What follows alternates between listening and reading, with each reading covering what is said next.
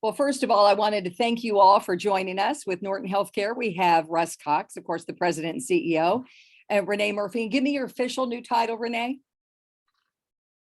Senior Vice President, Marketing and Communications. Well, very good. So excited to see you again. And Devon Holt, of course, with Goodwill. And as we said, we're recording this one day after the groundbreaking yesterday for the Norton Healthcare Goodwill Opportunity Campus. And I wanted to start with one word to describe the day for you yesterday. Devon, when you came on this right now, you said, I'm still on that high from that. So one word to describe the day for you yesterday. Devon, let's start with you. Well, I hate to go too generic. It was such an exciting day, but I don't, I'd rather use some language that does a little bit more to capture the feeling. For me, it was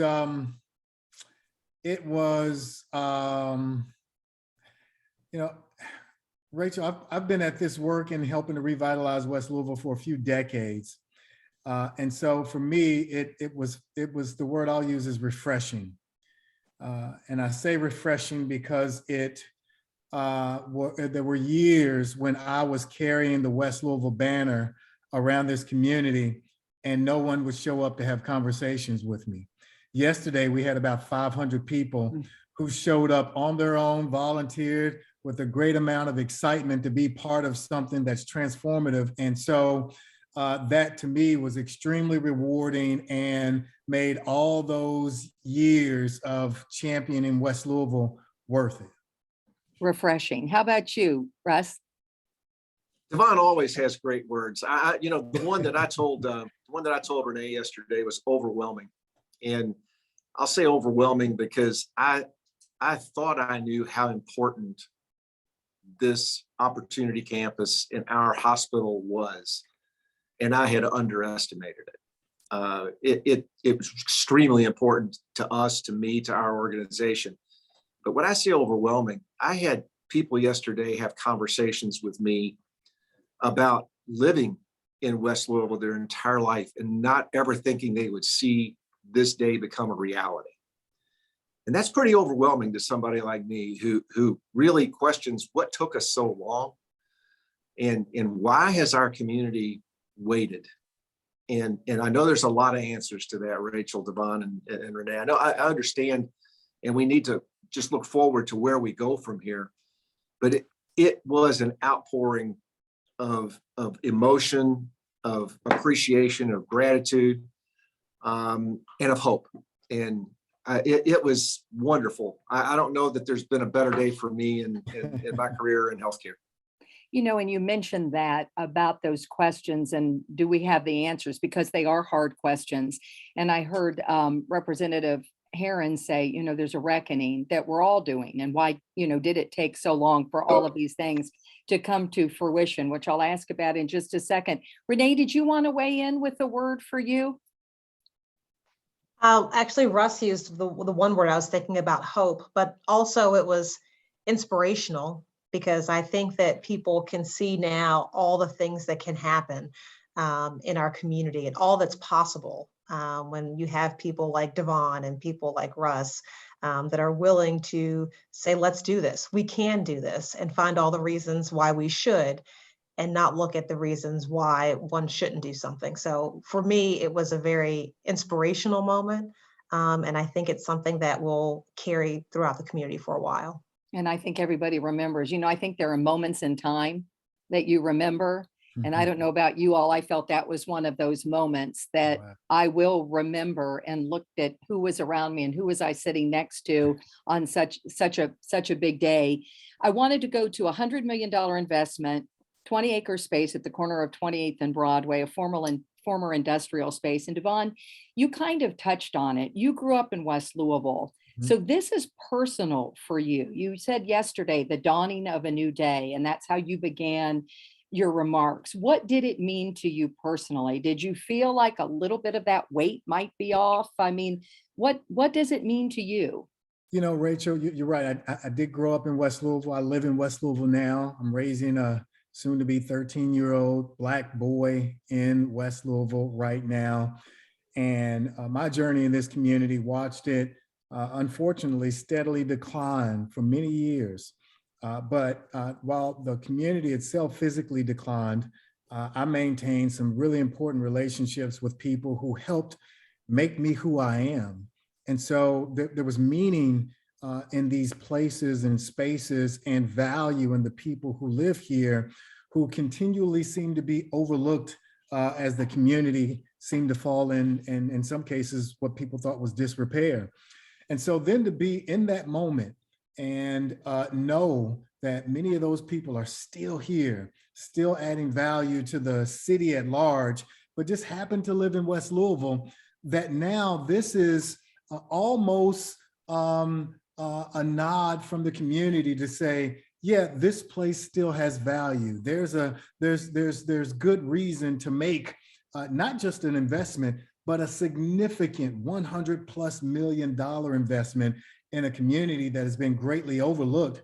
Rachel, I will tell you, that pumps a great amount of pride in people who live in this community, who now realize that there is value seen in this community from people who've not probably been past past 9th Street in many, many years. So it was a great day for West Louisville in that regard. And my belief is that the investment that Norton and Goodwill will make at 28th and Broadway is only the beginning.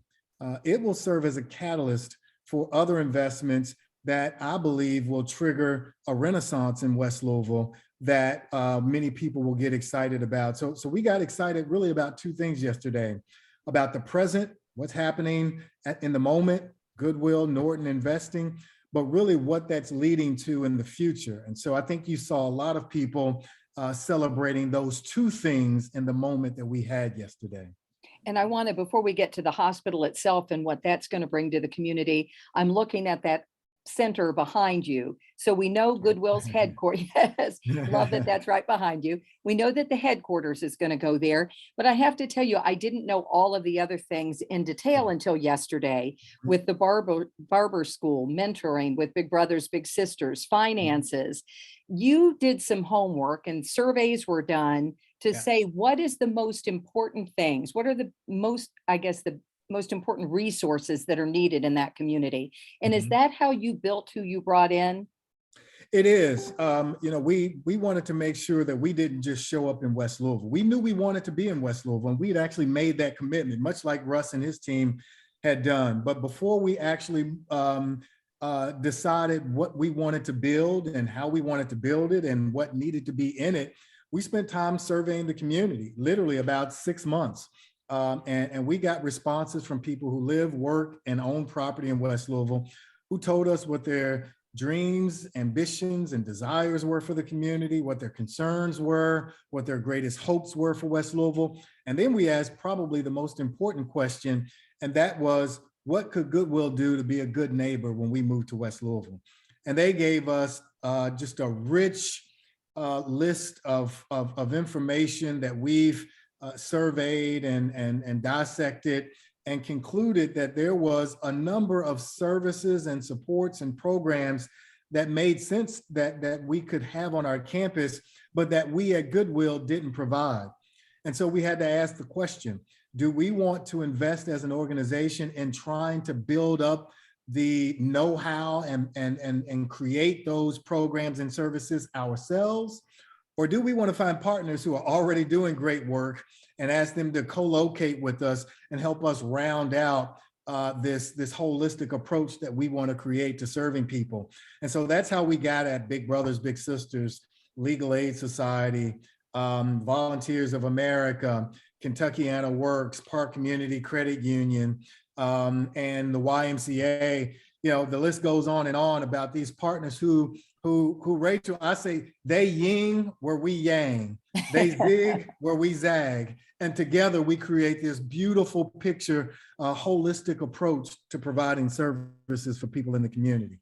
And I guess with Russ and Renee, so I know you all had surveys as well. So I think what Devon said is so important. It wasn't just, hey, we're here. Part of it before you're, hey, we're here, is listening. What are the needs? What are the wants to be that good neighbor? Your all's thoughts on that? Yeah, I'll set it up and have Renee give you the real answer to that question. But Rachel and Devon, I'll tell you that I've said many times over the past month that one of the big differences in how we got here as an organization is that we finally understood the need to listen and not assume we had the answers based on the history of healthcare. For so often, we were trying to do good organizationally, and so many healthcare organizations have and continue to do. But we have entered into that so often with the idea that we know the answers before we ever really ask the questions or listen to the answers or listen to the needs.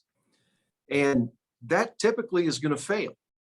It's a good effort to go, well, we know it works at this part of the community, or we know that it's worked for 20 years this way, so we'll superimpose all our answers, on this part of the community or on this population, and it'll be fine. When in essence, that's a recipe for failure.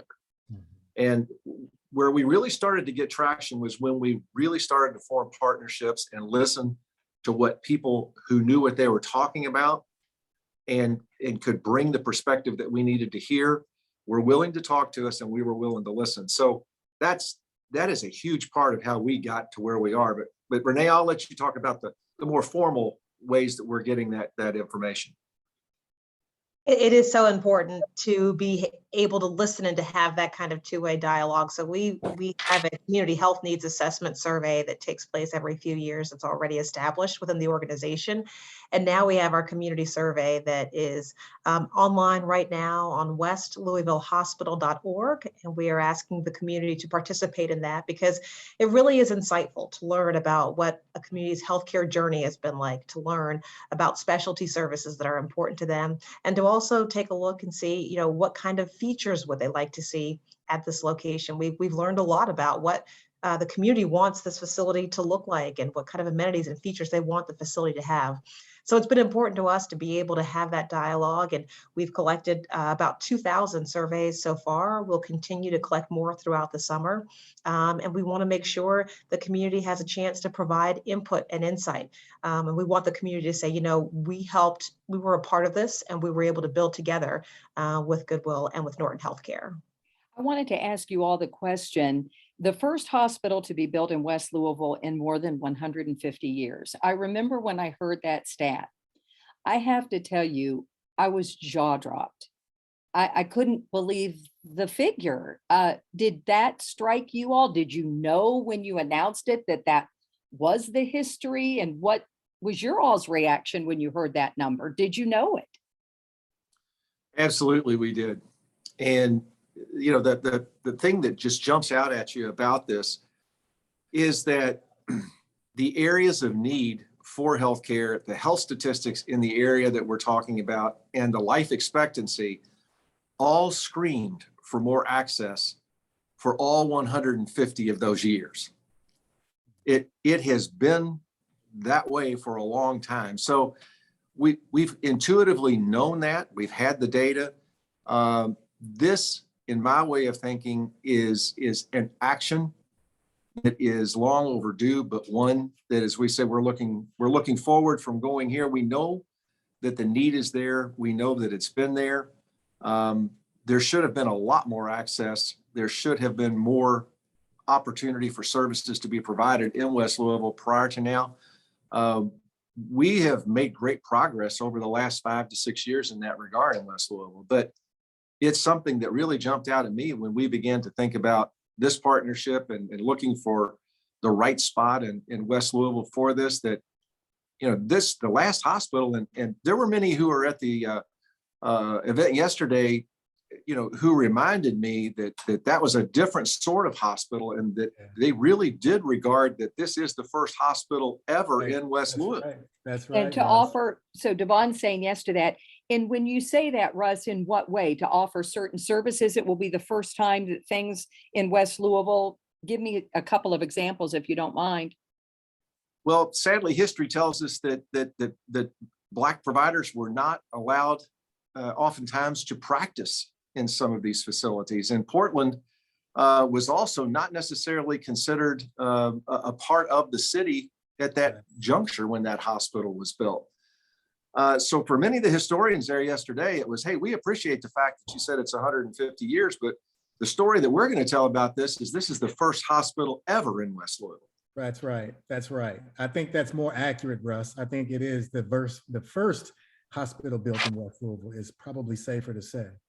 Wow. I mean, so moving forward, like you said, because one thing that the governor did say that I thought was interesting, and I think everybody felt it sitting there when he said it's a historic moment that we got right with access and inclusion. And we know that health disparities, I mean, even with life expectancy, when you don't have access to healthcare, what is it, like a 10-year difference? 11 years. 11 years.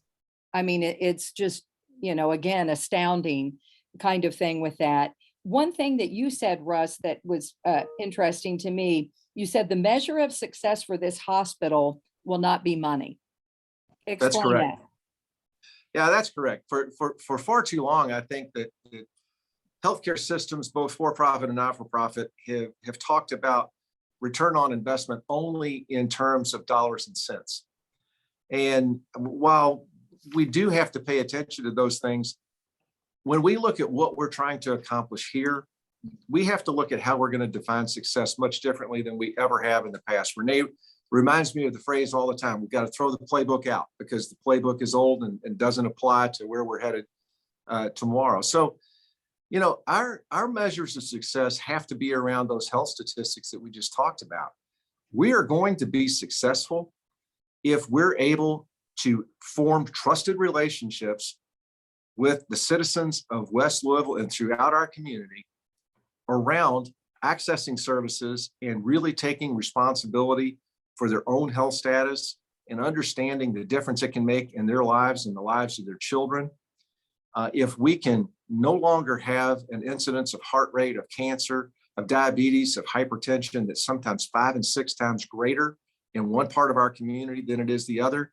And if the life expectancy across our community is the same and improving as a whole, and we no longer are looking at it from the standpoint of such a disparate number, those are the measures of success. But here's the best news about that.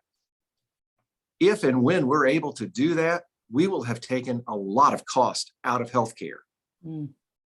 It serves us far better for people to not have to go into a hospital for an overnight stay or an inpatient stay than it does for them to come there. We want less of that. We want to be more involved in your healthcare journey in a preventive way. We want to make sure those mammograms are happening. We want to make sure that those colonoscopies are happening. We want to make sure that well baby checks are happening. We want to make sure that prenatal visits are happening so that everyone can have the best and healthiest possible experience they can have. And we don't have to worry about having overnight stays or inpatient stays in a hospital. It's a shift of paradigm. So you're not going to be able to measure that in dollars and cents. I always say this: if we have great human interactions, if we make people feel good about what they're achieving with their own health, and if we move those statistics, the dollars and cents will take care of themselves. Absolutely. And this is a long game, to say the least. You all brought up a couple words that I want Renee and Devon to weigh in on, and that is trust. Is it going to take some time to build some trust in the community, or do you feel, Devon, it is there? No, I think trust is earned every day, Rachel. It's not something you take for granted. It's something you have to, especially in this community, you have to earn it day by day. And so we've been very intentional, again, about not just showing up when the ribbon cutting is upon us in a year or so.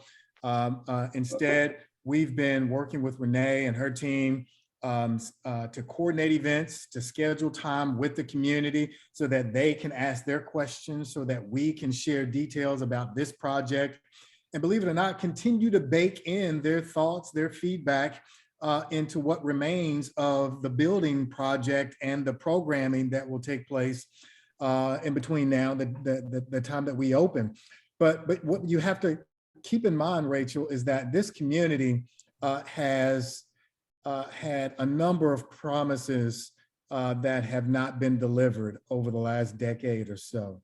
We've had retail operations that have failed. We'd have corporate offices that were supposed to be opened, and a number of other projects that have flirted with West Louisville and have not produced what they said that they would.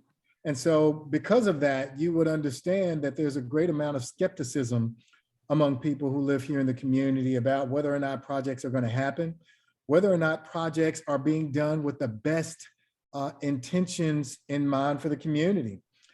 So I know that, I understand that, and I will tell you one of the things that I've personally had to guard against is what I've come to know about West Louisville from being a resident of the community, and not just trusting that to guide me in the work that I'm doing on behalf of Goodwill, and assume that that would just help us check the box.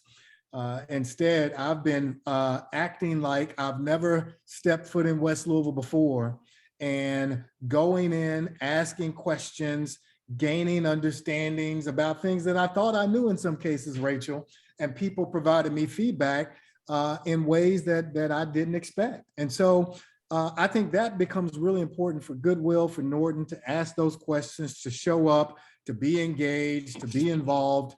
And that's how you build familiarity. That's how you build comfort.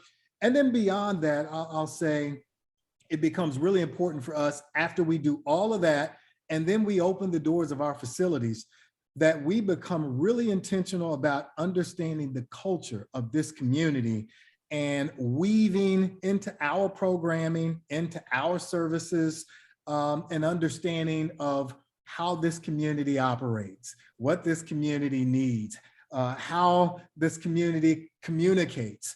All of those things are going to be important as we build our operations so that they can be successful in interacting with people here. And that just comes by virtue of a learned experience and engagement over time. And unfortunately for us, we've got a little runway before our buildings open, so we've got some time to build that out before we actually open those doors.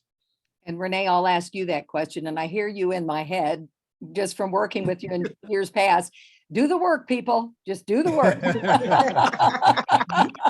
I don't know if that's what you're going to say, but tell me. In essence, yes, I would say that that is a part of it, Rachel, because I think that you have to be present, and I think that you have to be willing to accept and also really hear the feedback that you're receiving, and to be comfortable when people are honest with you and letting you know their true feelings.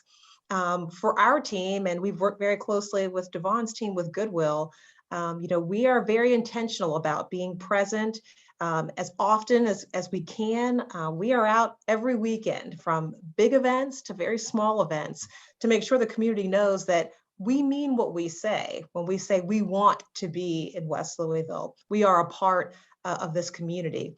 And you can't do that if you're just there at the groundbreaking, and if you're just there for the ribbon cutting. People have to see you.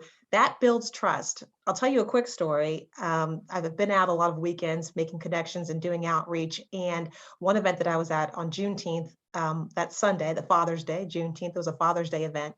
And people were coming up to us and they were saying, "Hey, I saw you in Russell 2 weeks ago. I saw you over here a couple of weeks ago." And they're much more willing to engage. And that was really important to me, to have that moment, to have even just a handful of people say, "Hey, I saw you before and you're here again." Okay. And instead of me trying to get people to come in and talk to us, they were coming up on their own, asking us more questions because they've seen us. And there's already, even just that small instance, there's that sliver of a relationship that's being built that will be earned into trust, I believe, eventually. But to your point, yes, you do have to do the work, and you have to be committed to doing the work, and it's something that is so meaningful to me, and I've seen it already happen in a very small form that I know we can take to scale, that will make a big difference. My final question, I can't thank you all enough for your time. The phrase that kept coming up, pathways out of poverty, kept coming up yesterday. Are you hopeful that there will be more investment in West Louisville, that this is the beginning maybe? Are we finally, is this part of turning a corner? I don't want to overstate it, but I don't want to understate it either. I mean, we've seen the track facility. Now we're seeing this. I mean, it does seem like wow, are we finally turning the corner? And if so, what is finally resonating in this community that West Louisville finally has the attention that it deserves? Who wants to take that one first? Well, I'll start. Okay. And Rachel, I do believe, like I said yesterday, that this is the dawning of a new day in West Louisville. But I want to be careful about what that means. You know, we could have companies, investors descend on West Louisville and pump money into this community to change its infrastructure, its look and its feel. But I don't know that that necessarily gets at the root of what we're trying to accomplish. Now, essentially, what we're trying to do is acknowledge statistically that West Louisville is a tremendously underserved community that has a median household income that's significantly less than the rest of this city. People who suffer with health disparities that have been prevalent in their families for years. And so this notion of simply coming and making an investment in the community may change the landscape, but what we're essentially wanting to do is use this project as a catalyst to not just change the landscape, but to change the realities for the people who live here. And that becomes something that can't just be done by building buildings. You have to invest in the people who live in this community and create, like you said, pathways out of poverty for them to move up the ladder. And this facility that Goodwill is building and the programming and the partnerships that we're establishing is designed to do just that. I've explained to people that, you know, this project for us it's unique, because when we talk about inner city revitalization, people, Rachel, typically talk about it in one of two different ways. Inner city revitalization is either an investment in the infrastructure to make a community like West Louisville look better, more appealing and appeasing to people who may live outside of the community, or people who are in the community and have options to go other places. So that's one option, to improve the infrastructure.